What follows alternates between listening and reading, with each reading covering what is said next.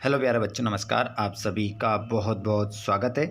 कक्षा 9वीं का 13 दिसंबर को आपका रहेगा गणित का पेपर, जिसमें आपको अच्छे अंक यदि प्राप्त करना है तो इस वीडियो को आप लास्ट तक ज़रूर देखें, क्योंकि दोस्तों इसमें आप लोगों को मिलेगा 75 नंबर का क्वेश्चन पेपर, जिसमें आपको 3 घंटे समय दिया जाएगा और क्वेश्चन नंबर आपको 23 हल करने हैं। गणित का पेपर का जो कोड है 100 कोड उसका रहेगा।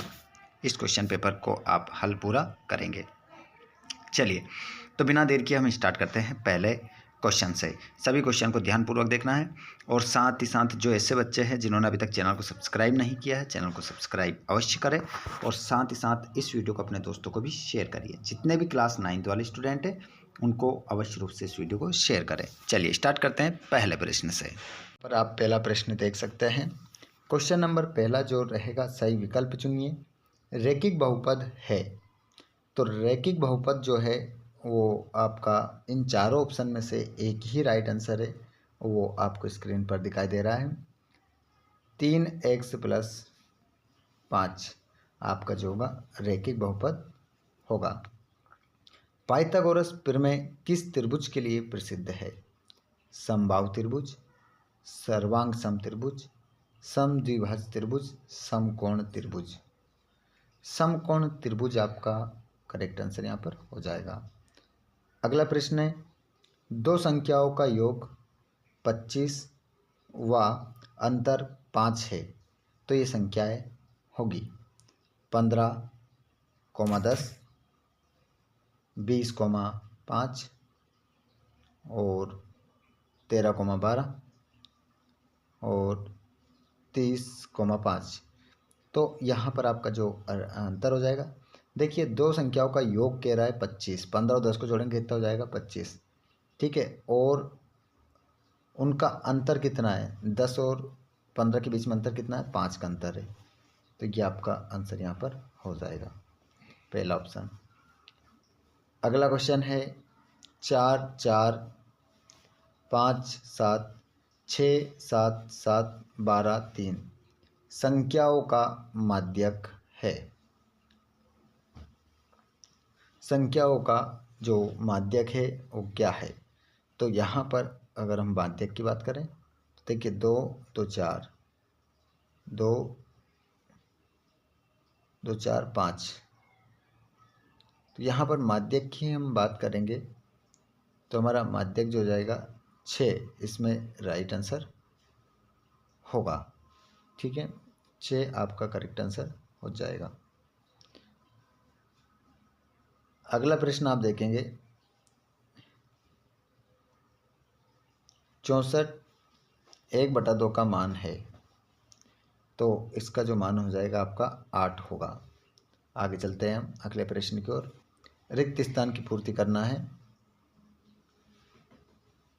जब किसी निकाय का कोई भी हल नहीं होता है तब निकाय कैसा कहलाता है? तो वो असंगत कहलाता है, असंगत। अगला क्वेश्चन, पाई एक संख्या है, तो खाली स्थान में आपका आंसर होगा अपरिमेय। जो पाई है वो एक अपरिमेय संख्या है।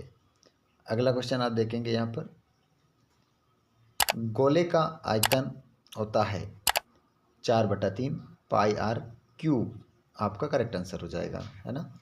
ध्यान रखिएगा, वेरी इंपॉर्टेंट क्वेश्चन है।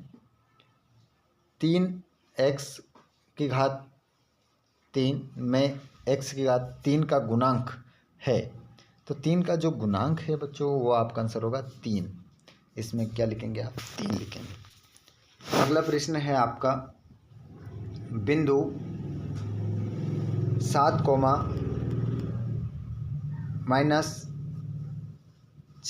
की कोटि का मान है, तो 6 की कोटि का इसकी जो कोटि का मान हो जाएगा बच्चों -6 में आपका आंसर होगा। अगला क्वेश्चन है, पिरामिड का आधार होता है, तो पिरामिड का जो आधार होता है वो होता है बहुभुज। बहुभुज आपका सही उत्तर हो जाएगा। चलिए आगे चलते हैं। अगले प्रश्न को आप जोड़ी के रूप में देखेंगे। प्रश्न नंबर 3, सही जोड़ी मिलाना है। 2 बराबर वृत्तों की त्रिज्याएं बराबर होती है, और सम चतुर्भुज किसका प्रत्येक कोण 90 डिग्री का हो, तो इसका आंसर आपका हो जाएगा वर्ग। 90 डिग्री से कम माप वाला जो कोण होता है वो न्यून कोण होता है। आंकड़ों का औसत मान जो होता है माध्य, और 90 डिग्री के बराबर वाला कोण जो होता है वो आपका समकोण, और समांतर चतुर्भुज जिसका प्रत्येक कोण 90 डिग्री का वो आयत आपका आंसर होगा। अगले प्रश्न को हम देखते हैं। एक वाक्य में उत्तर दीजिए। किसी त्रिभुज में अधिकतम कितने अधिक कोण हो सकते हैं, तो इसका आंसर आपका 1 होगा।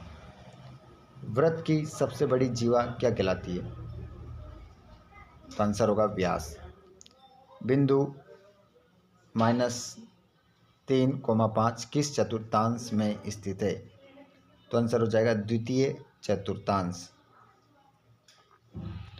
एक द्विघात बहुपद का उदाहरण दीजिए, तो यहाँ पर ax² plus bx plus c एक क्या है, द्विघात बहुपद का उदाहरण हो जाएगा।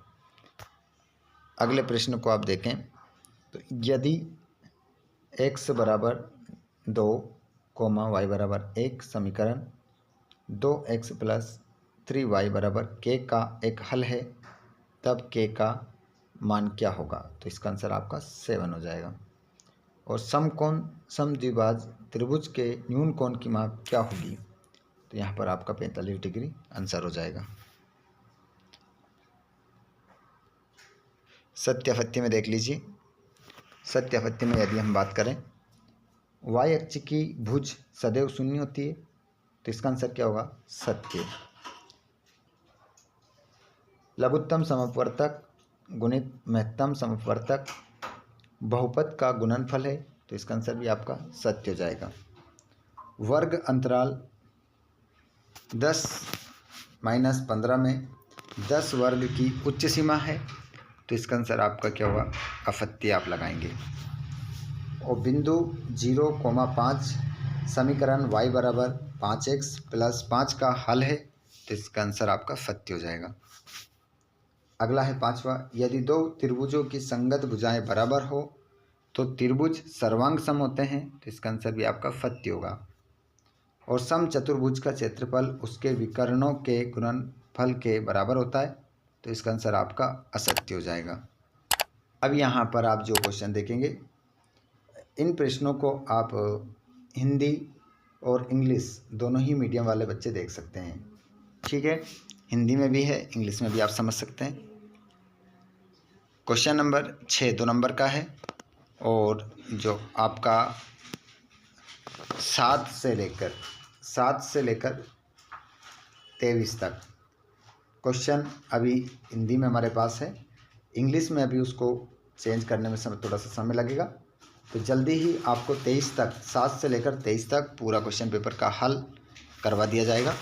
आप सभी जितने भी दोस्त हमारे क्लास 9th वाले हैं, अपनी परीक्षा की तैयारी को कर रहे हैं, आप इसी प्रकार करते रहिए। अन्य सब्जेक्ट के वीडियो भी हमारे द्वारा डाल दिए गए हैं और आपकी तैयारी को करवा रहे हैं। तो अच्छी तैयारी करने के लिए आप चैनल को सब्सक्राइब ज़रूर करिए, क्योंकि इससे आपको वीडियो समय पर पहुंचता रहता है और इससे आपकी तैयारी अच्छी होती रहती है।